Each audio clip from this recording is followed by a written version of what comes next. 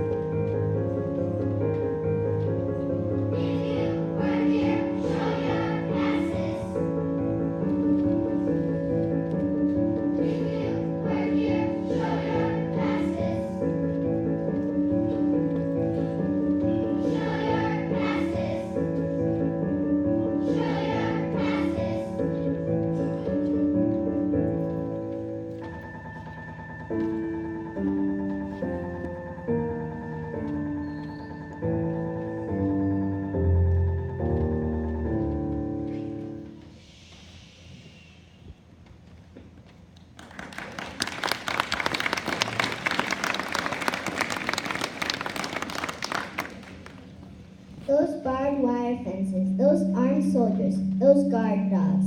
That was our town, Los Alamos. Sorry, that is the name we're not ever to say. We called it the Hill way back then in 1943. We were a secret government laboratory.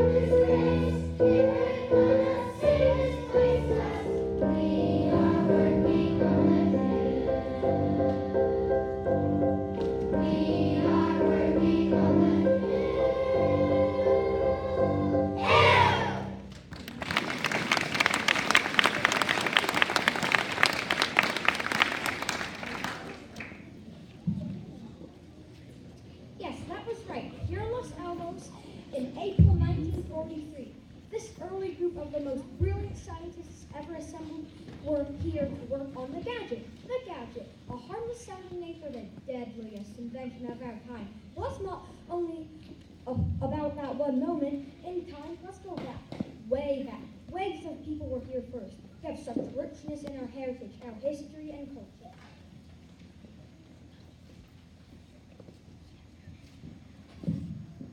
Let's back up in our town to 1100 AD.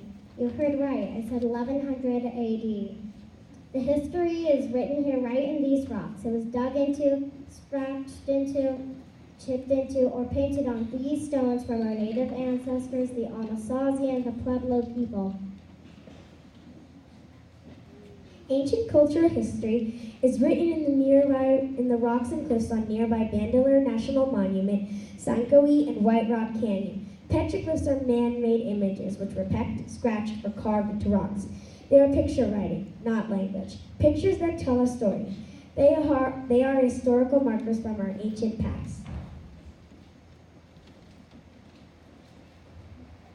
Petrographs are painted images on rock. The paints are pulverized minerals. The common color were red, white, and black. Some date back to 1400 AD by these ancient Pueblo Indians.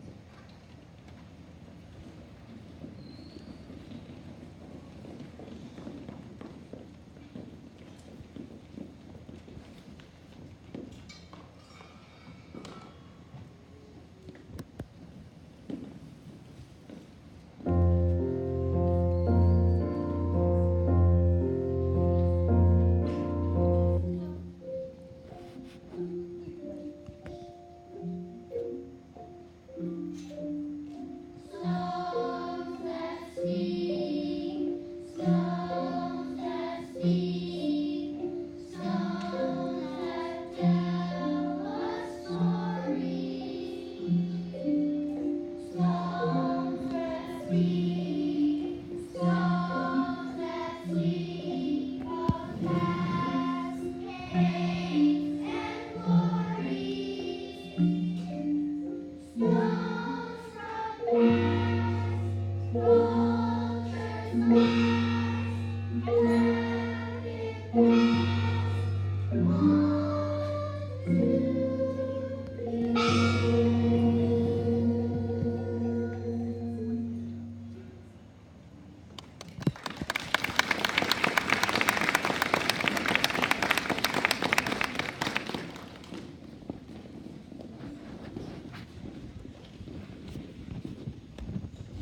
If that weren't enough of a rich history, now comes our Spanish and our Latino heritage.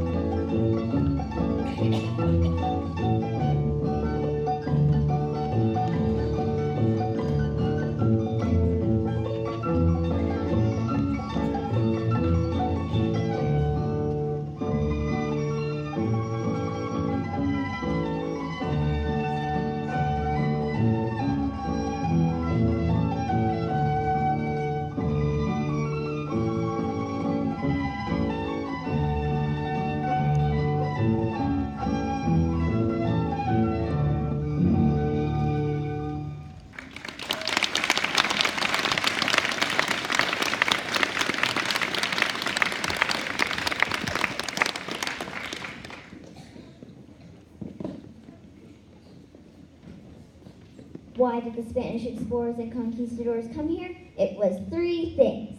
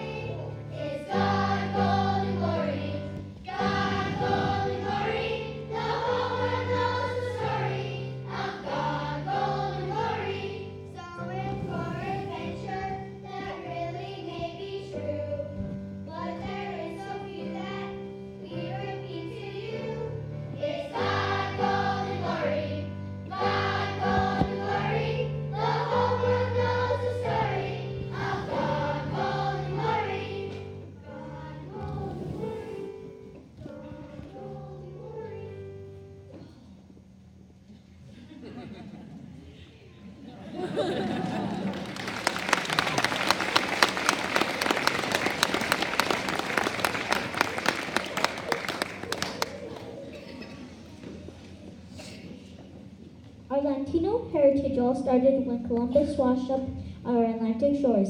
He was followed by other copycat explorers that were hot on his heels. What drove the explorers and the conquistadors to face terrible danger, to search the unknown? They all hoped to gain something. It might be new land, trade, plunder, or fame. For some, it was desire to convert others to their religion. The next to come in our rich heritage were the Americanos, the Anglos. They were the new kids on the block. They came through and settled here back in 1821. They came here on the newly discovered Santa Fe Trail.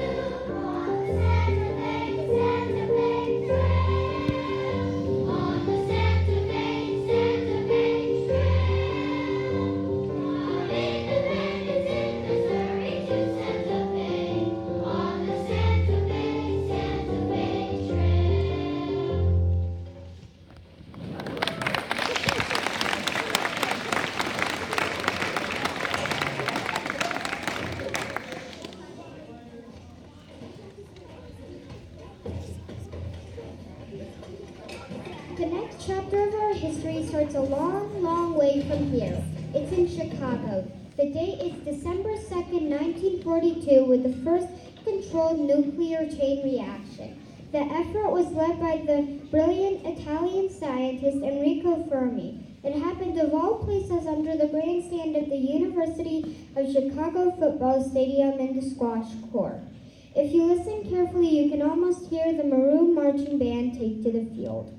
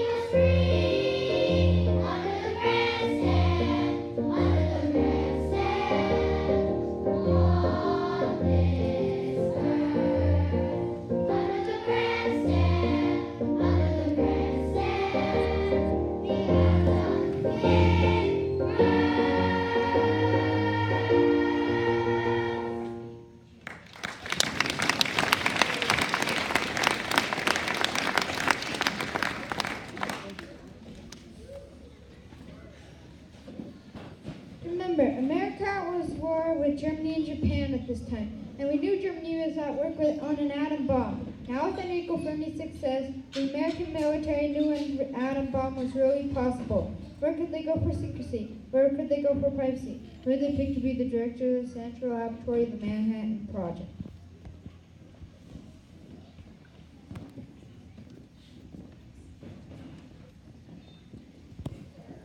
General Groves, the military commander, met with all the greatest scientific minds and Nobel Prize winners in the nation.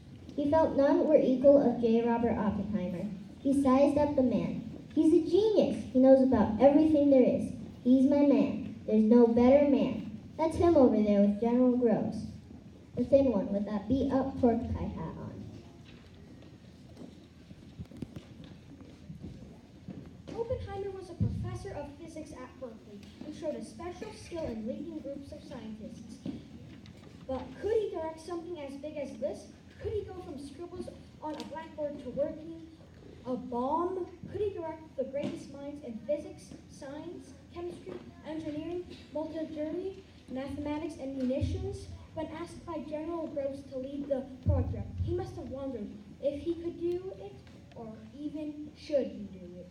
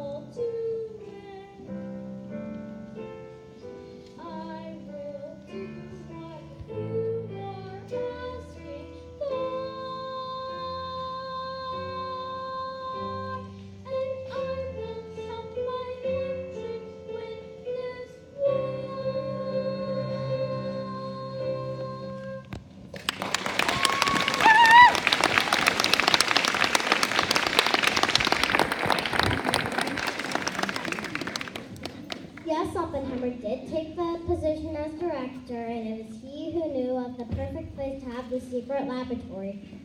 It was in New Mexico at a school for boys. Oppenheimer, who owned the ranch in the Sangre de Cristo Mountains, was familiar with the area and the school. It was called the Los Alamos Ranch School for Boys. In this setting of epic beauty was this unique, expensive boarding preparatory school for privileged Eastern boys, for well-heeled, delicate, soft, city-bred boys. Ashley Pond was the founder of Los Alamos Ranch School. His name was given to the little pond across from Fuller Lodge. Fuller Lodge provided rooms for staff and guests, and was the dining hall and kitchen for the ranch school. The ranch school was an outdoor education to toughen them up to school. A vigorous, rough, learn by doing, make minimum school, plus some studies and a little Gilbert and Sullivan on the side. Let's go back there and take a look.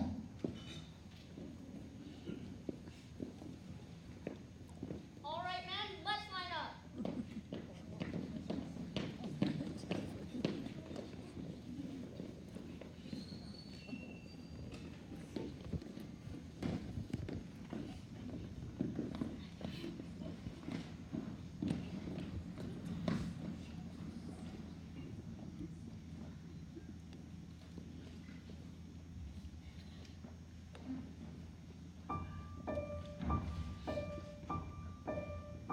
We're up at 6 every morning. 2 glasses of water we must take. Then we do our exercises before we're really awake. In this outdoor roughing it, outdoor toughing it, school for city red boys. Every day backpacking it, or horsebacking it, school for city red boys. Soft and sickly, soft and whiny, city bred boys. Sleep in unheated cabins and take cold showers every day. No matter if it is snowing, we must wear shorts anyway. In this outdoor roughing it, outdoor toughing it, school for city red boys. Every day backpacking it, or horsebacking it, school for city red boys. Rich and privileged, rich and spoiled, city bred boys. This place is like a game refuge. The animals just overrun. The ratio of skunks to boys is about 3 to 1. In this outdoor roughing it, outdoor toughing it, school for city bred boys. Every day backpacking it, or horsebacking it, school for city bred boys.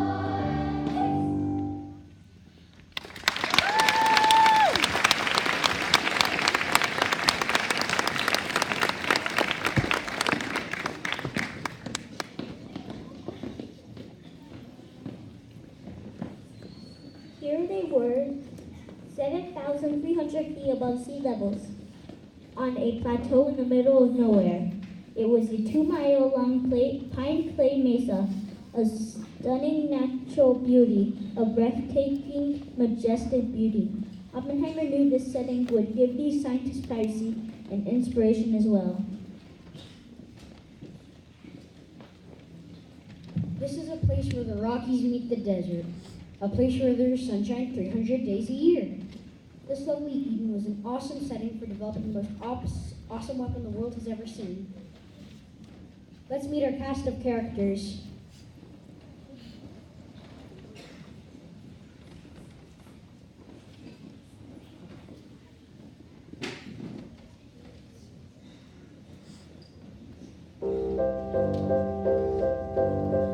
We are working on the hill. We are working on the hill. We have got a job to do. It is up to me and you, 'cause we are working on the hill. Where the lights come on the hill. Where the lights come on the hill.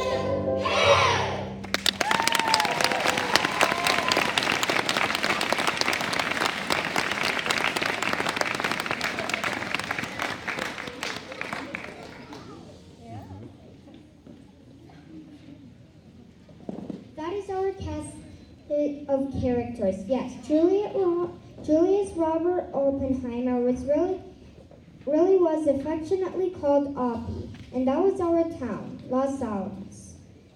Sorry, I know we're not supposed to say the name of our town. This became an overnight town, a boom town. Thousands of workers poured in and built some 250 buildings and 500 apartments and laboratories in that awful hurry-up military style.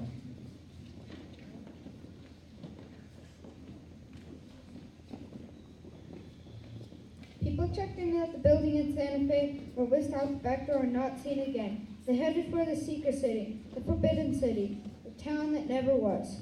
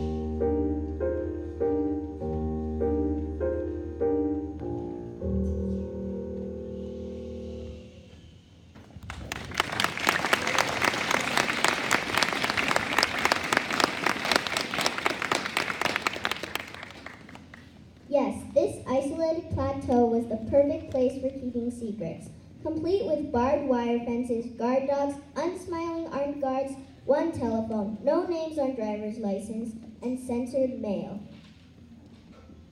They began work. People in Santa Fe didn't know what was going on, and there were rumors all over. Some said it was a poison gas factory. Some said it was a concentration camp. Some said they were making camping guns for President Franklin Roosevelt.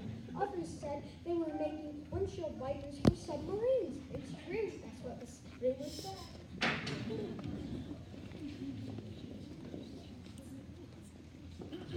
The people did come to work on the so-called gadget. It was an unparalleled assembly of sheer brain power never seen in one time, one place in history. These eggheads, these powerful egos, these free spirits, these sometimes absent-minded prima donnas assembled here in April of 1943. They were under the odd couple leadership of the suave, sophisticated, brilliant physicist J. Robert Oppenheimer and the crass, tough, no-nonsense, can-do bulldozer General Leslie Groves. How did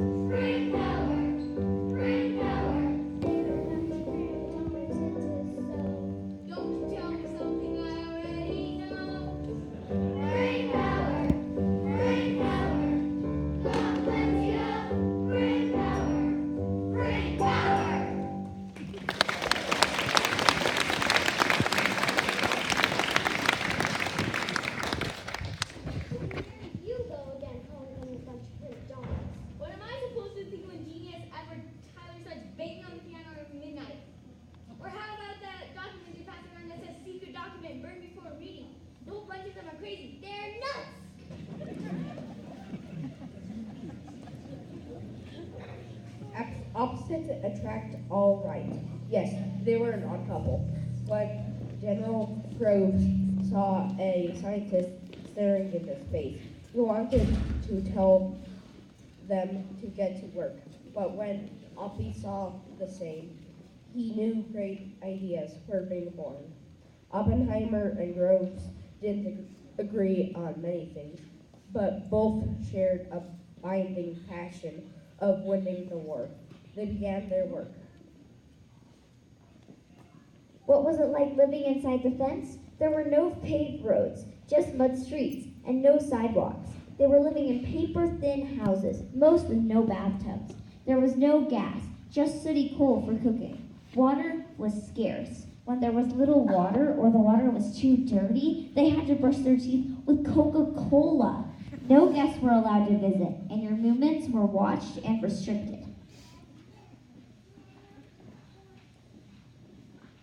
It was work and more work all hours of the day. It was a stupendous undertaking to begin with. There was no radio or TV.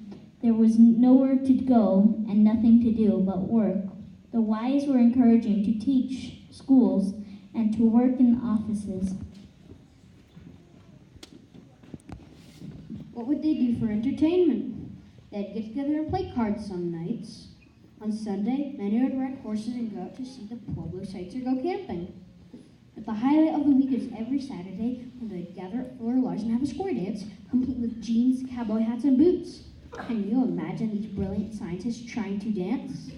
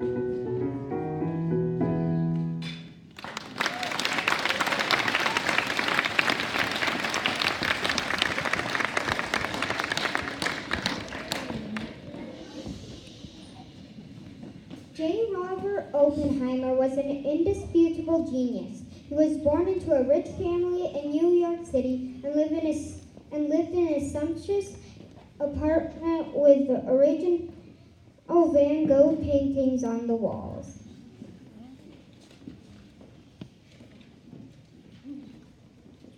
It was never in the real world. He got so involved in studies, even in grade school. He hardly knew his classmates. Nothing distracted him from his work. He lived in the library stacks and cruised along the harbor. He graduated in 3 years instead of 4, with majors in physics, chemistry, Latin, and Greek. and did it with the highest honors. Then he completed Cambridge in 2 years, rather than 4 or 5 with more honors.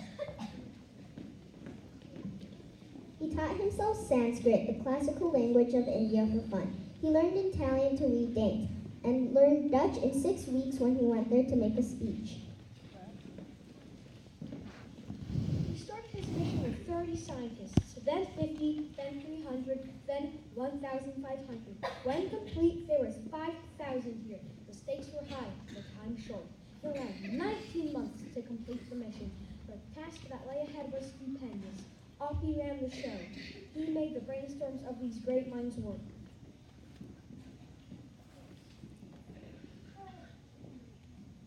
He didn't direct from his office. He was everywhere at the same time, always giving pep talks. They worked incredibly long hours, 6 days a week at times. They worked furiously and lived on nervous energy and coffee. They didn't work under the threat of a midnight arrest, or going to a forced labor camp, or with threats to their life or their family. One of the factors that kept them going was the danger of the possibility that Nazi Germany would get the bomb first. They began to believe that if scientists in the 3 countries would not make weapons to defend freedom, then freedom would be lost. It was not something scientists may do, but must do, or the world would be lost. They believed in Oppenheimer, and they worked voluntarily. The spirit of cooperation was remarkable. Then came that day, July 16th, 1944, at a site deep in the desert, far from Los Alamos. It was 5 in the morning.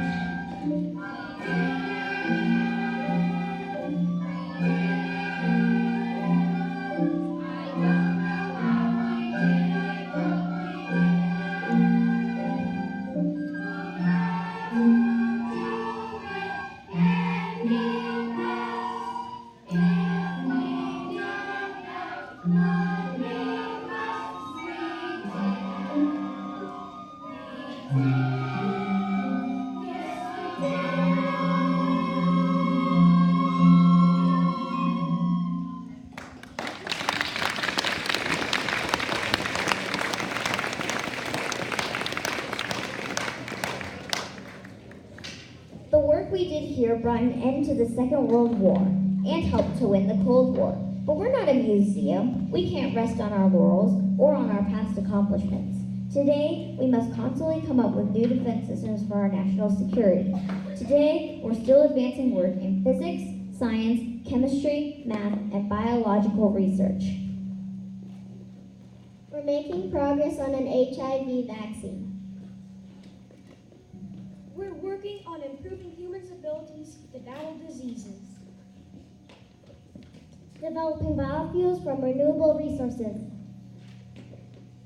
Building the next laser for the next Mars mission. Designing a new rocket running on high energy fuel.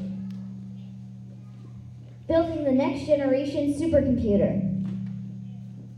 Developing ways to remove greenhouse gases for clean air. Stopping nuclear smugglers with a laser-generated neutron device. Working on an early detection system for bioterrorism. And making advances in green energy.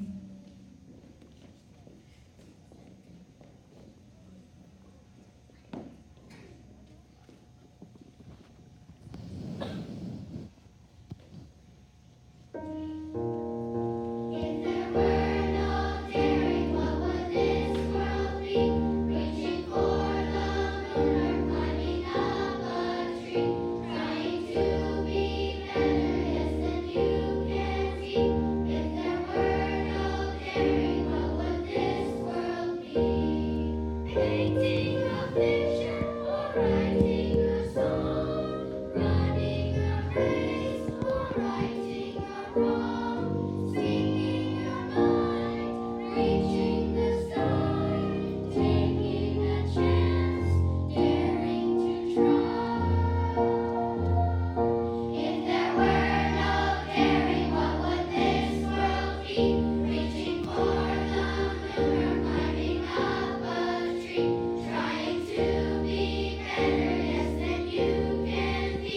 If there were no daring, what would this world be?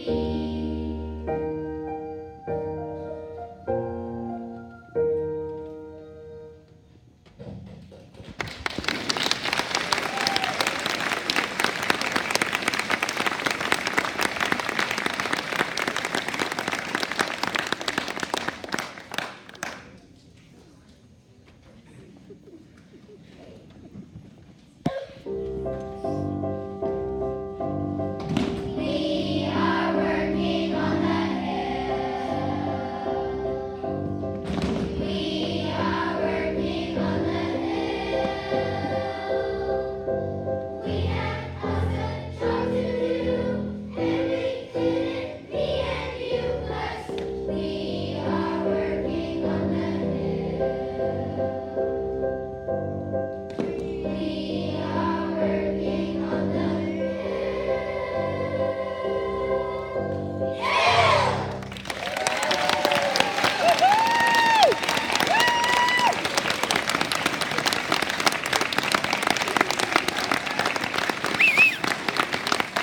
Let's give our third and fourth graders another big round of applause.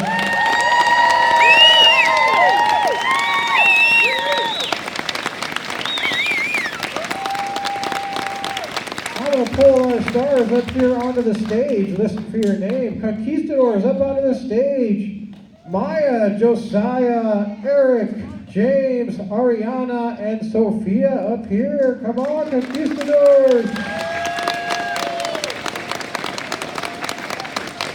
Front and center, take a bow.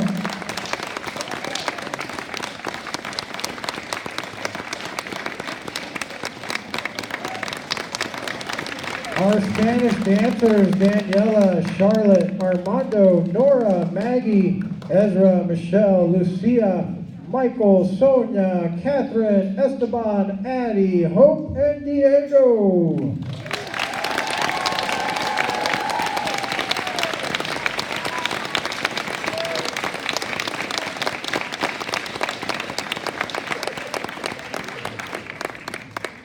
And our cowboys, Lena, Julia, Julian, Logan, Jonathan, and Aaliyah.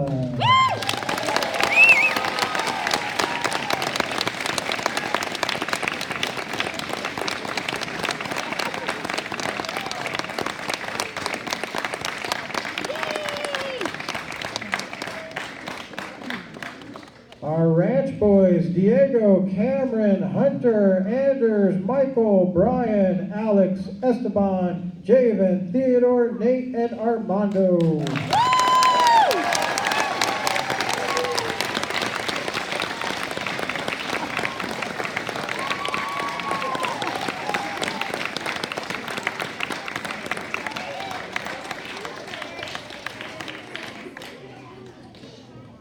And our stones, Oliver, Hope, and Maya.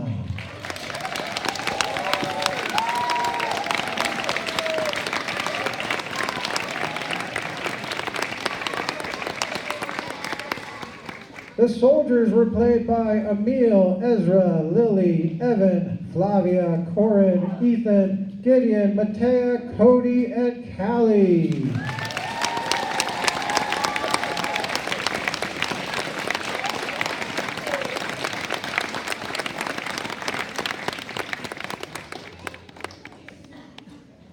And our kids, Lydia, Bella, Esther, Phoebe, Abby, Eleanor, Ayana, Duke, Grace, Annabelle, and Julian.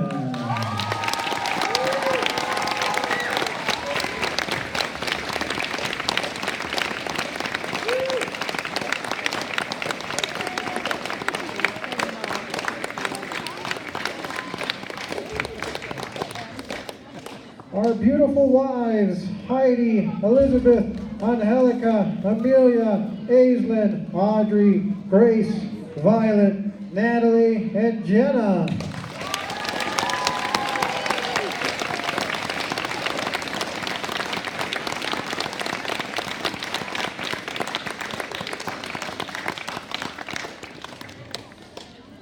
Our amazing scientists, Sonia, Grace, Kevin, Rafa, Cara, Brennan, Amberlyn, Ida, Zuhair, Otis, Adam, Liam, Xander, Gideon, and Jay.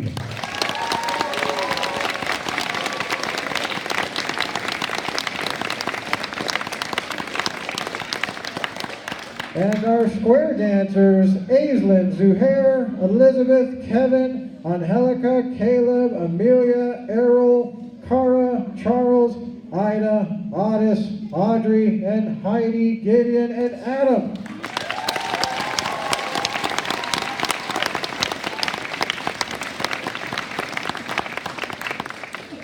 And our narrators, we had Michelle, Charles, Madeline, Lucia, Errol, Maggie, Ethan, Angus, Nicoletta, and Caleb.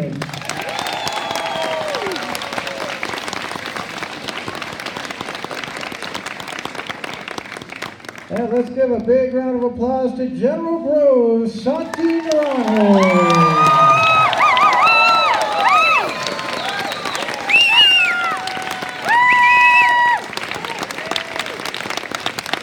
And Mr. Robert Oppenheimer, Anna Simicon.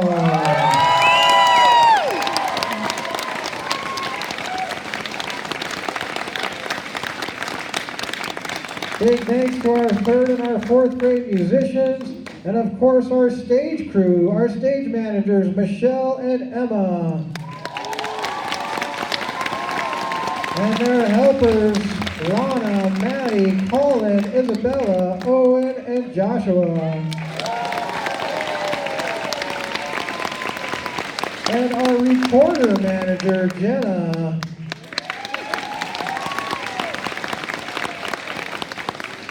Thank you for helping with the costumes, Julie and Presley.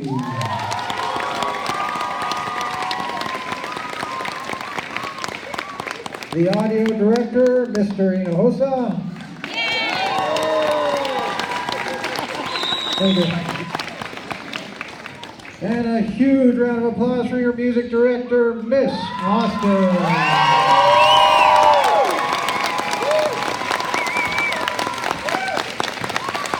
We also want to give a special thanks to our principal, Miss Kaltika, our specials team, Miss Nichols, Mr. Hinojosa, Miss Pittman, our third and fourth grade teachers and the instructional assistants. We want to thank Miss Harris for helping behind the curtains, Miss Hawkins and Miss Schaefer for providing the science lab props, and Miss Jaramillo, Mr. Mascarenas, and Mr. Reeve, our wonderful custodians.